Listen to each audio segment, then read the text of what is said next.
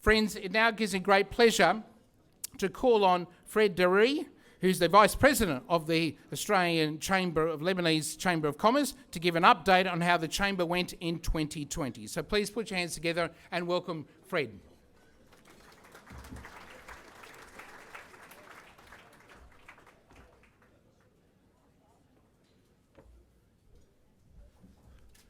Thank you. Good evening, ladies and gentlemen, distinguished guests, family and friends. 2020, what a year it's been. A year we all want to forget, and a year that can't come to an end quick enough. In Australia, we started the year with the devastating bushfires. Then not long after, the pandemic with the coronavirus. It's been a roller coaster all year.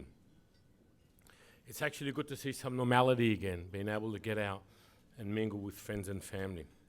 Here in Australia, and in particular in New South Wales, we've done very well with the pandemic. Through good government and good leadership, Australia has been the envy of many countries throughout the world. But unfortunately, Lebanon doesn't share the same fortune. For many years, our motherland, Lebanon, has had much to deal with, from economic unrest, social unrest, political unrest, the pandemic from the coronavirus. And with all of that, on the 4th of August, the world watched as Lebanon was brought to its knees. Tonight, on behalf of the Chamber's President and the Board of Directors, it gives me pleasure to deliver this short briefing about the Chamber's ongoing efforts since the devastating blast that took place in Beirut on the 4th of August this year, which shook Lebanon and horrified the world. The ALCC, together with a large number of people from the Australian Lebanese community, as well as friends and supporters from the wider community, mobilised all the efforts possible to help the people in Beirut. Apart from the loss of human lives, homes, businesses, hospitals and schools were partially, if not all, destroyed by the blast, and so relief aid was urgently needed to ease the pain of those affected. We as a Chamber feel extremely proud to see how people have responded by offering their support, whether in the form of monetary, food, medical supplies. In addition to this, the Australian federal government has sent 3 aircraft loads of various supplies to Beirut. The Chamber, together with Australian Consulting Engineers, DASCO, the Australian Medical Association and DACORP, were and are physically on the ground to help restore and refurbish homes, businesses, schools and hospitals.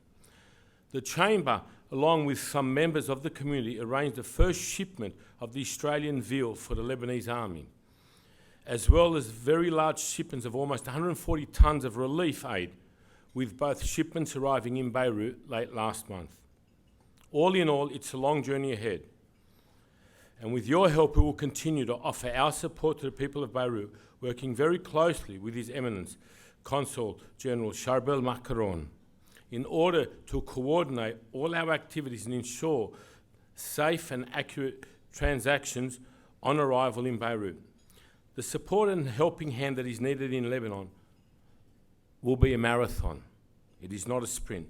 And the Chamber recognises that, and the Chamber will continue to offer its support and help. Thank you very much, and enjoy the evening.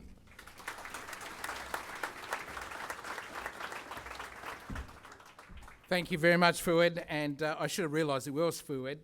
My apologies, I called him Fred, but it is Fouad, and he does a great job with his company, DACORP, and we're very proud of the work that Fouad and his team does with DACORP and in the property game. So thank you very much, Fouad, and also thank you for being the Vice President and all the work that you do, which is fantastic.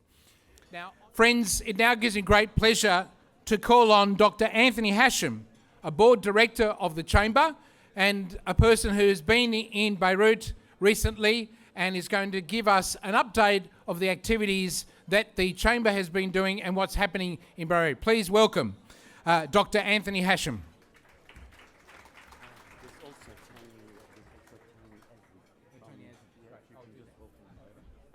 Also, Tony Azzi, is that right?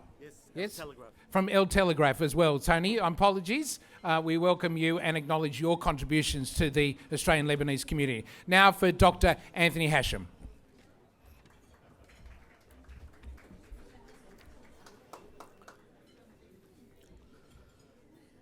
Good evening, Mr. President, Mr. Ajaa, Your Excellency, Mr. Macaron and Mrs. Macaron, Your Honourable Fiddle Braddock, distinguished guests, ladies and gentlemen. Tonight marks the 35th anniversary of the Australian Lebanese Chamber of Commerce, the ALCC, and my 20th year of association with the ALCC. Everyone who knows me well knows of my close affiliation and connection to Lebanon. And I do say that living in Lebanon for 15 years has played a big role in forging me into the man I am today. Thanks to this life-changing experience, the saying goes, you can take the man out of Lebanon, but you can't take Lebanon out of the man.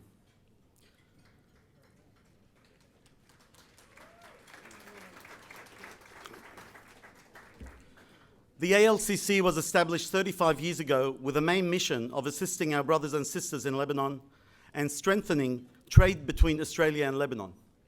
In addition, we must highlight the role it plays and the excellent contribution our members provide in building the Australian economy. Every November marks the ALCC Business Award Night, but tonight, contrary to all our past events, is different and significant. Towards the end of 2019, no one was expecting 2020 shape into the horror it has been for the whole world. The COVID-19 pandemic has changed the way we are all living and has placed a big strain on the economy of all the countries. The 4th of August 2020 marked an extremely sad moment in the history of Beirut, Lebanon.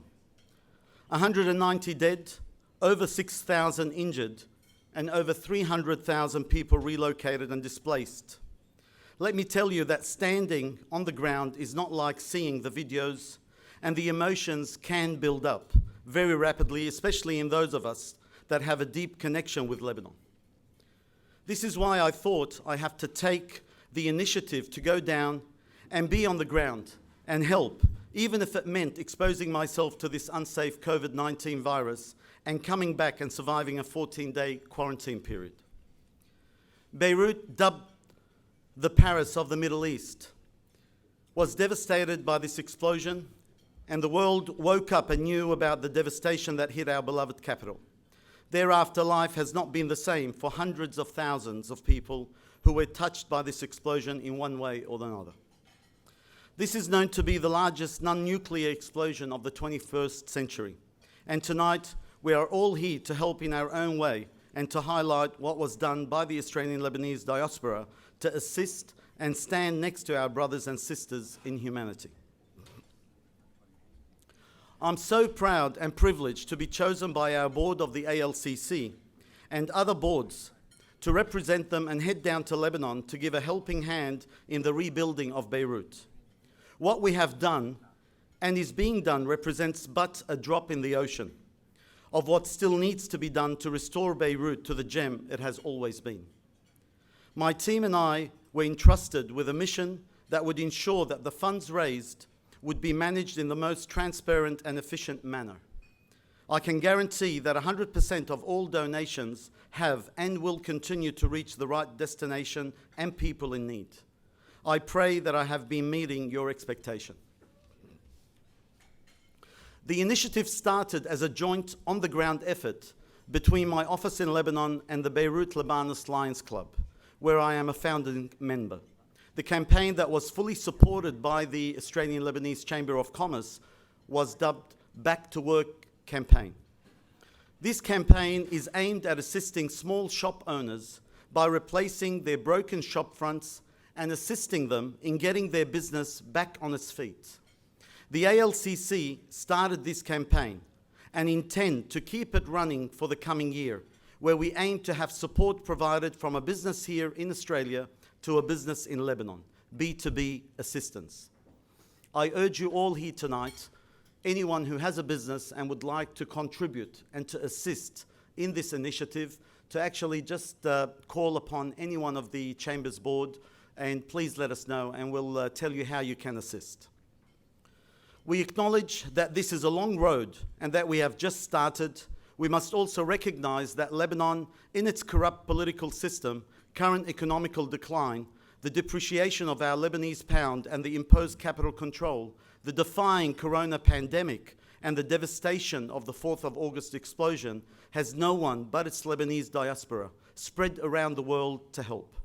And this is the true wealth of Lebanon. We are all devoted Australian citizens and very proud of our Lebanese heritage. We, as the Australian Lebanese diaspora, were the first and only diaspora that helped on the ground. I look around the room and see your beautiful and generous faces, and thank all the people and organizations that supported Beirut in its darkest hour of the current century. I thank you all for your generous contribution and dedication towards our motherland, and urge you all to keep up the support moving forward, because this is only the beginning, and my team and I are always available to help if required. I don't want to start naming and thanking people and or organizations, because there's many of them around, in the fear of forgetting someone. But one organization in particular that I would like to thank is the Deiri Foundation, headed by Mr. Fouad Deiri. His generous and initiative, along with the Orthodox Eparchy, helped me personally during my mission last month, and not only the Lebanese people. Just to elaborate how, and thank you, Fouad. During my September visit to Lebanon, I had to visit the St. George Hospital myself due to an emergency condition. This is a hospital that was totally devastated by this blast. And the hospital itself actually had over 34 people of the killed people, had over hundreds of injured in the hospital, and the hospital was totally devastated.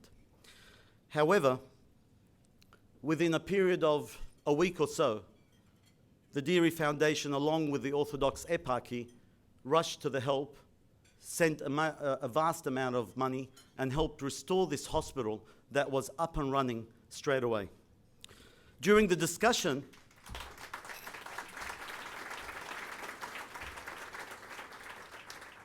the doctor that was attending to me was telling me about the damage and the devastation that this hospital experienced due to the blast. And he was grateful and thankful to this foundation that helped. And, I boasted that I know the chairman, and he's a good friend of mine. And, afterwards, I can tell you just about the generosity of all the Lebanese that are around. And honestly, words are not enough to express our gratitude and help that every one of you and each and every one of you showed in assisting Lebanon in their own way. So thank you very much. And this evening is a tribute to you, to each and every one of you, for all the help and everything that you've done for Lebanon. And hopefully we can keep doing it, because it is a long road. And it's not something that really it's going to come back within a few weeks or a few months. It's going to take years. Let's now direct our attention to the screens and see what the campaign was all about through this short video prepared by True Story Productions, who I thank for their assistance and support, followed with a quick PowerPoint presentation that was prepared by Dr. Elia Tayyip from my office in Lebanon, and it reveals all the measures that were taken during the aid that was offered to Lebanon. Thank you. I'm just going to take you through a quick PowerPoint, please, that just demonstrates the steps that we did in undergoing this campaign, and the transparency. And anyone that would like to know more about it, please just ask me, and I'm more than happy to elaborate. Back to Work campaign, as I said, is an initiative that was taken on board by the Australian Lebanese Chamber of Commerce, and the main aim of that was to really sort of assist and get the life back into the streets of Beirut. So it's an initiative that was taken on board from one business here to assist another business in Lebanon. We're having some technical difficulties by the looks of things. Now, up till now, we have a big list of businesses that we've assisted in different ways. We're up to 95 businesses that we've actually fully restored and assisted. We have another 25 cases. Our aim is to reach out to 150 odd businesses. Basically, as an example of what we do, once we know of a particular business, our team in Lebanon, the engineering team, would go down there and immediately assess the damage that took place. We were on the ground within a week or two of the blast when the Lebanese army took control of the area, and they divided it into different sections, and they gave us a particular area that we can work and restore. This is an example of the Lala chicken. Well, maybe a lot of you who have been down to Beirut have actually dined or had lunch down there. We actually do a damage assessment report. Our contractors on the spot give us a quote, we approve it. We take the credentials of the people, the owners or the tenant, and then all the shops were pretty much restored within a period of 3 to 5 days of that.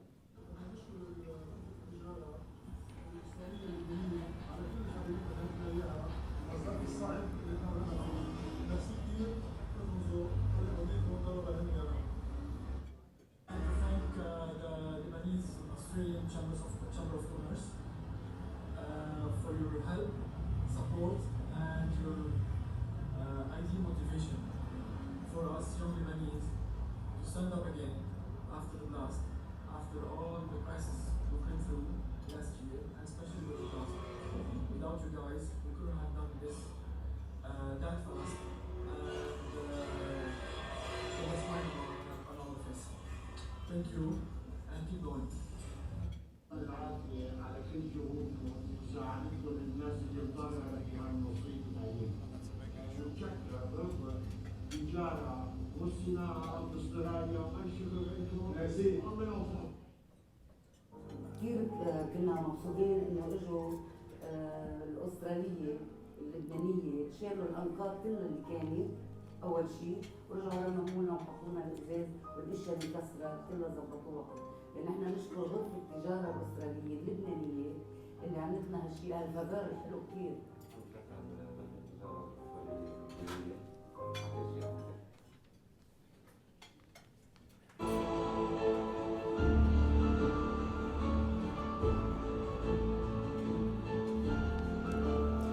We had a team of over 20 people that was continuously going around, assessing the damage, and actually preparing all the quotes by contractors. And then we had 2 teams of 4 people that were going around and ensuring that the work is done in a timely manner and in accordance to the quotes. Once that was done, then that was approved by the team on the ground, and then the contractor will head to the office, and then he was issued with a check that he would go down to the bank and collect actually cash money towards that. And that fact really helped us a lot.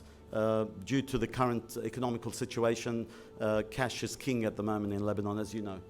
So again, a word of thank you to everyone that really helped and assisted. As I mentioned earlier, we've so far closed 95 cases, and we have another 25 cases that are up and running. The total so far that we've pledged by the chamber itself, by board members and by businesses, is really close to about 100,000 that we have to spend. We've spent maybe around $80,000 US to date. And again, like I mentioned, this is a campaign that we intend and we hopefully can keep it going in the coming year to come, and to assist as many shops and as many people that we can and reach out to them. Again, a tribute to every one of you, and thank you very much.